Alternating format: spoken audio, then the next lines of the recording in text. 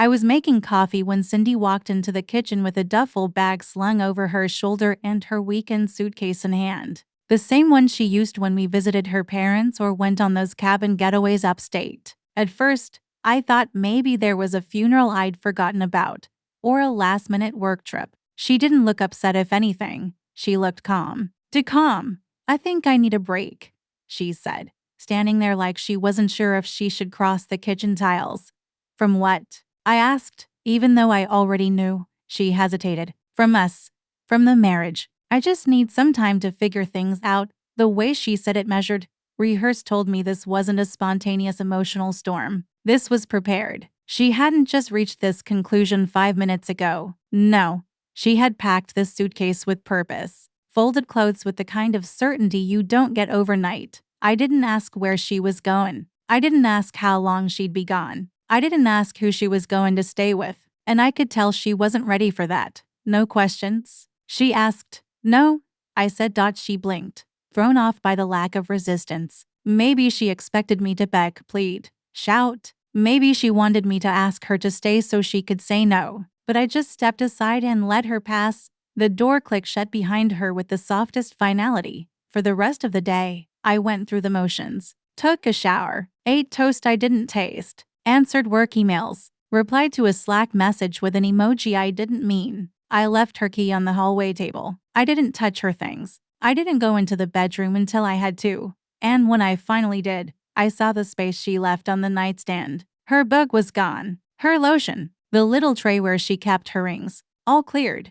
That night, I lay in bed and stared at the ceiling, half waiting for her to come back. Not with regret, just out of habit. Like she'd forgotten her toothbrush or left the stove on. But the apartment was silent. Too silent. I thought about the last few weeks. How she'd been sleeping facing the wall. How she'd laughed a little too hard at her phone. How we hadn't had a real conversation since our anniversary dinner. I hadn't seen this exact moment coming, but I couldn't say I was blindsided. It didn't feel like a break. It felt like a quiet ending. The next morning, I got up and made coffee for one. I opened the curtains like always. The city moved on. So did I. I didn't tell anyone she left.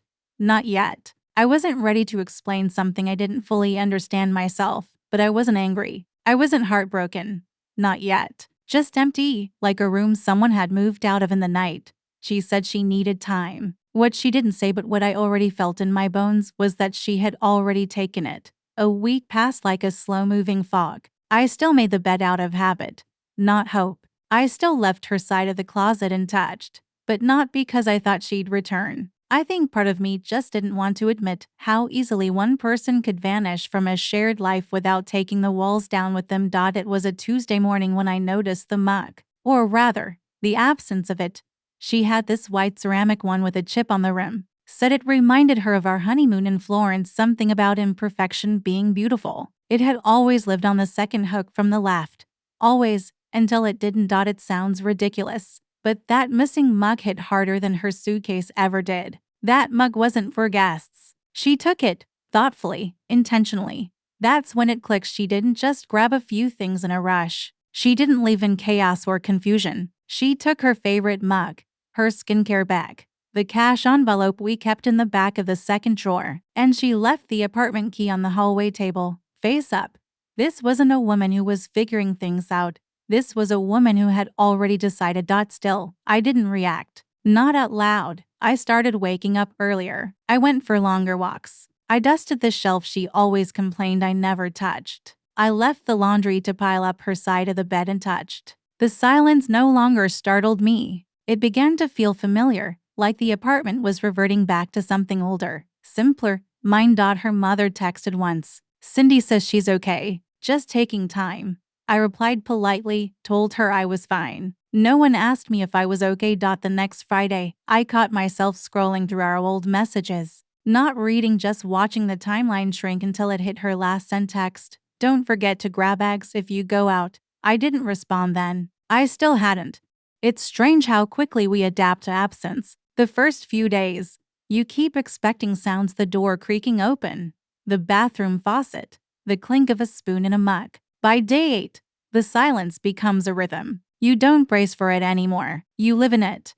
I made myself an omelet that night, ate it at the kitchen island, drank wine straight from the bottle. Because who was I trying to impress? I didn't talk about her to anyone. When coworkers asked if we were doing anything for the holidays, I just said, nothing planned yet. Technically true. Some part of me wanted to believe she'd reach out, say it was a mistake, ask how I was doing. But another part of me, the one that kept noticing all the little things she took, knew better.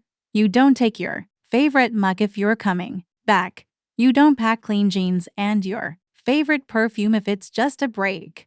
And you don't leave like that unless someone else already feels like home. I wasn't grieving her. Not exactly. I was grieving the version of me who thought this was fixable. The man who would have waited round for a phone call, a key in the lock, or an apology. That man had started to fade quietly, without drama, just like she had thought it was the 12th night. I remember because the apartment had finally stopped smelling like her shampoo. That scent had haunted the hallway, the pillows, even the coat closet, like a ghost that didn't know it had been evicted. But that night, the air felt clean, quiet. Mine. Then the phone rang. Her name lit up the screen. Cindy Mobile. Still saved under the same contact photo from our trip to Montreal. Her hair went brown, laughing over a plastic cup of wine. I didn't pick up right away. I watched the screen go dark, then light up again. I answered the second time. Hey, she said, like it hadn't been nearly 2 weeks. Hey. There was a pause, like she hadn't planned what came after that. I was just thinking about you, she said. The way you slice pear sideways. That weird laugh you do when you're half asleep. I don't know. Do you miss me? I sat back against the couch cushion. My laptop was still open beside me, some documentary playing on mute. Her voice didn't sound sad. It sounded nostalgic, like she was flipping through an old photo album, not trying to climb back in. Honestly, I said, I don't know yet. She went quiet for a moment, then gave a soft, awkward laugh. Fair, I didn't stop you. I added, not harsh, just true. I know, she whispered. I didn't ask where she was. I didn't ask who she was with. She didn't offer. We talked for a few more minutes, light stuff, music, the new bakery on 9th, something about her job. But it wasn't conversation. It was a test. She was measuring if the thread was still there. When the call ended, I looked at her name again, the photo, the memories tied to it. Then I did something I hadn't even considered doing before. I deleted her contact. Not out of spite, not out of anger, just closure. I didn't need a reminder to reach for. If she called again, I'd know the number. I'd recognize the voice. But I wouldn't keep space open for someone who wasn't sure if they wanted to fill it. The next afternoon, Ava from accounting caught me in the break room. She's the type who speaks her mind like it's a sport. You doing okay? She asked, sipping from a thermos with a unicorn sticker. I'm fine, I said. She gave me a look. So, saw your wife last night. I blinked. You did? Music venue downtown. She was with a guy. Tall, leather jacket. Hands, why? Didn't look like a break. She said it without cruelty. Just observation. Thanks, I said, and went back to microwaving my lunch. That night, I packed the rest of her things, folded the sweaters, the scarves, the books with dog-eared pages she never finished. I put it all in a box and carried it to the garage. 3 days later, she came back. No warning, no makeup, hair pulled back, just her and the same suitcase. I miss the quiet, she said. The way you don't ask questions when I don't know the answers. I thought I needed space, but it was just noise. I made a mistake. I stood in the doorway, listening. I want to come back, she said. I handed her the box. Her eyes scanned it like it was in another language. That's it. I didn't stop you then, I said. I'm not starting now. She blinked. And for the first time, she looked genuinely unprepared. I saw you, I added. Ava told me. The guy, the show. It's fine. Just don't pretend it was something else. She opened her mouth, then closed it. Tears started to gather, but I didn't flinch. I'm not angry, I said. I'm just done carrying it alone. She left without another word. The divorce was uncontested. No drama, just documents and a quiet afternoon at the notary. I started going out more, played basketball again, grabbed drinks after work, met someone new. Julia, kind, grounded, no performance. Mutual friends still brought up Cindy now and then. She regrets it. You know, I'd nod and change the subject. I didn't need her apology. I didn't need closure from her. I'd already given it to myself. Months later, we both ended up at Sam and Laura's wedding. I saw her across the room. She wore a simple dress. No makeup. She looked real. We locked eyes. She smiled, small and hesitant. I didn't smile back. Not out of cruelty, just because I didn't feel anything.